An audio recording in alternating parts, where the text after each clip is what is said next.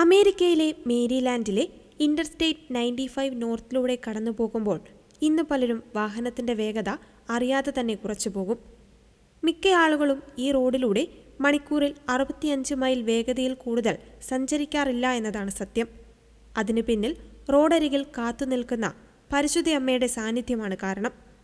വർഷം 1968 ഒക്ടോബർ 2. അന്നിവിടെ കനത്ത മൂടൽമഞ്ഞിനിടെ ഒന്നിലധികം കാറുകൾ കൂട്ടിയിടിച്ചുണ്ടായ അപകടത്തിൽ 3 പേർ കൊല്ലപ്പെടുകയും നിരവധി പേർക്ക് പരിക്കേൽക്കുകയും ചെയ്തു. ഇതറിഞ്ഞ ഫ്രാൻസിസ്കൻ സമൂഹാംഗങ്ങളായ ഫാദർ ജോൺ ജെ കോണി OSFSഉം ഫാദർ ജോൺ ജെ ഫിക്വ OSFSഉം ചേർന്ന് ഹൈവേക്കരികിൽ സംരക്ഷണത്തിനായി പരിശുദ്ധ അമ്മയുടെ പ്രതിമ സ്ഥാപിക്കാമെന്ന് തീരുമാനിച്ചു. റോഡരികിൽ സ്ഥാപിച്ച പരിശുദ്ധ അമ്മയുടെ രൂപം അവർ ലേഡി ഓഫ് ദി ഹൈവേസ് എന്ന് അറിയപ്പെടുന്നു. ആദ്യം സ്ഥാപിച്ചത് പരിശുദ്ധ അമ്മയുടെ 5 അടി ഉയരത്തിലുള്ള ഒരു സിമന്റ് പ്രതിമയായിരുന്നു.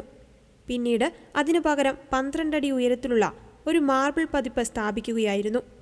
യാത്രക്കാരുടെ സംരക്ഷകയായ പരിശുദ്ധ അമ്മയുടെ പേരിൽ ഇവിടെ ഒരു ദേവാലയവും സ്ഥിതി ചെയ്യുന്നു. ഈ വഴി കടന്നു പോകുന്നവർ പരിശുദ്ധ അമ്മയോട് പ്രാർത്ഥിച്ചിട്ടാണ് ഈ വഴി പോകാറുള്ളത്.